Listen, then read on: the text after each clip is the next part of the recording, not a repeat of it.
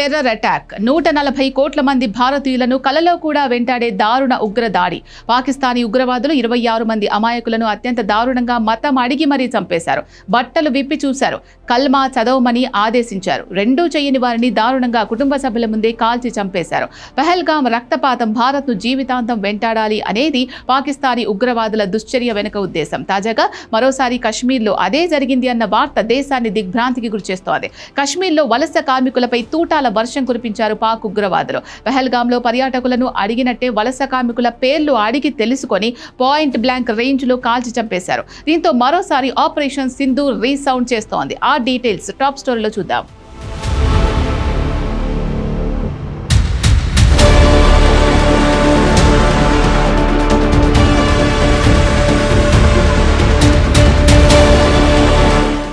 దక్షిణ కశ్మీర్ కుల్గాం జిల్లాలోని కెల్లాం ప్రాంతంలో ఉగ్రవాదులు రెచ్చిపోయారు. వలస కార్మికులను లక్ష్యంగా చేసుకుని ఉగ్రవాదులు వారిలో 2 మాత్రమే హిందువులు ఉండడంతో వారిని గ్రూప్ నుండి వేరు చేసి పాయింట్ బ్లాంక్ రేంజ్లో కాల్పులు జరిపారు. కాల్పుల్లో ఛత్తీస్గఢ్కు చెందిన ఒక కార్మికుడు స్పాట్లో మరణించగా మరొకరు హాస్పిటల్లో చికిత్స పొందుతూ చనిపోయారు. దాడిలో స్థానికుడితో పాటు పాక్ ఉగ్రవాది ప్రమేయం ఉన్నట్లు దర్యాప్తు సంస్థలు అనుమానిస్తున్నాయి. ముఖ్యంగా గత ఏడాది లష్కరే తోయిబా అనుబంధ సంస్థ ది రెసిస్టెన్స్ ఫ్రంట్లో చేరిన మహమ్మద్ లతీఫ్ అనే ఉగ్రవాదిపై ప్రధానంగా నిఘా పెట్టారు. జూలై 22వ తేదీ తర్వాత కశ్మీర్ లోయలో జరిగిన 2వ భారీ టార్గెటెడ్ కిల్లింగ్ ఇది. జూలై 22న అనంతనాగ్లో అమర్నాథ్ యాత్ర రూట్లో భద్రతా విధుల్లో ఉన్న ఒక స్థానిక కాశ్మీరీ పోలీస్ అధికారిని ఉగ్రవాదులు అత్యంత కిరాతకంగా వెనక నుంచి వచ్చి పాయింట్ బ్లాంక్ రేంజ్ లో కాల్చి చంపారు. ఈ వరుస దాడులను గమనిస్తే ఇది అప్పటికప్పుడు లోకల్ ఉగ్రవాదులు చేసిన దాడులు కావని, దీని వెనుక రావల్పిండి మిలిటరీ హెడ్ క్వార్టర్స్ నుంచి అందిన పక్కా ఆర్డర్స్ ఉన్నాయని స్పష్టమవుతోంది. కాశ్మీర్లో వరుస ఉగ్రదాడులకు పాకిస్తాన్ డైవర్షన్ పాలిటిక్సే కారణమనే వాదనలు వినిపిస్తున్నాయి. ఎందుకంటే నెల రోజులకు పైగా పాక్ ఆక్రమిత కశ్మీర్ రణరంగంగా మారింది. పాక్ వివక్షపై అక్కడి స్థానిక ప్రజలు రోడ్లపైకొచ్చారు. ద్రవ్యోల్బణం, విద్యుత్ కోతలు, నిత్యావసర వస్తువుల కొరతతో విసిగిపోయిన ప్రజలు వీధుల్లోకి వచ్చి నిరసనలు తెలుపుతున్నారు. రావల్కోట్ నుంచి ముజఫరాబాద్ వరకు ప్రతి నగరం అట్టుడుగుతోంది. దీంతో పాక్ సైన్యం ఆ ఆందోళనలను దారుణంగా అణచివేస్తోంది.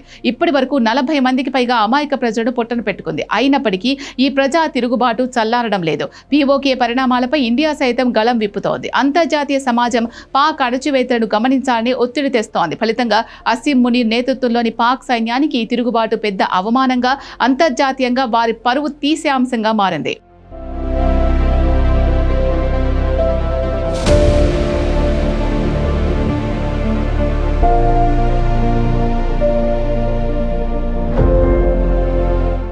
పీఓకేలో రోజు రోజుకు పెరుగుతున్న ఈ ప్రజా తిరుగుబాటును అణచడం పాక్ సైన్యానికి చేత కావడం లేదు. అటు పాక్ గూఢచార సంస్థ ఐఎస్ఐ, ఇటు సైన్యం ఈ అశాంతిని చూసి తీవ్రమైన ఫ్రస్ట్రేషన్లో పడిపోయాయి. మరి ప్రపంచ దేశాల దృష్టి పీఓకే లేని మానవ హక్కుల ఉల్లంఘనపై పడకుండా చేయాలంటే ఏం చేయాలి? ఈ ప్రశ్నకు పాకిస్తాన్కు తెలిసిన ఏకైక సమాధానమే డైవర్షన్ పాలిటిక్స్.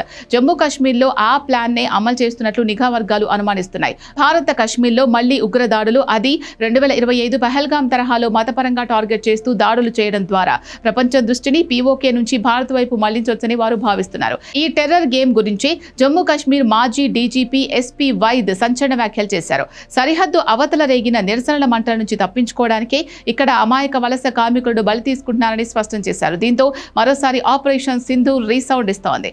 పాక్ ఆక్రమిత కశ్మీర్లో అణచివేతల నుంచి ప్రపంచాన్ని డైవర్ట్ చేయడానికి పాకిస్తాన్ ఇవే కుట్రలు కంటిన్యూ చేస్తే పరిణామాలు తీవ్రంగా ఉంటాయి. పహల్గాం ఉగ్రదాడికి ప్రతీకారంగా ఆపరేషన్ సింధూర్తో భారత్ కొట్టిన దెబ్బకు పాకిస్తాన్ ఇంకా కోలుకోలేదు. ఇప్పటికీ పాకిస్తాన్ ఎయిర్ బేసుల్లో మరమ్మతులు జరుగుతూనే ఉన్నాయి. సో పాకిస్తాన్ ఇంకా పాత బుద్ధులే చూపిస్తూ అమాయకుల రక్తంతో భారత్ను భయపెట్టాలని చూస్తే ఈసారి జరిగే విధ్వంసం ఇస్లామాబాద్ ఊహకు కూడా అందదు. పాక్ తోక జాడిస్తే ఆపరేషన్ సింధు నెక్స్ట్ యాక్షన్ షురూ అవ్వడం ఖాయం.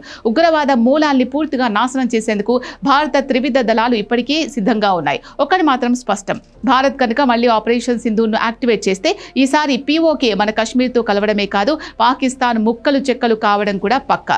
బలూచిస్తాన్, ఖైబర్ పఖ్తూన్ఖ్వా, సింధ్ ప్రావిన్సులు కూడా పాకిస్తాన్ చేజారిపోయే రేంజ్ వ్యూహాలు భారత్ దగ్గర ఉన్నాయి.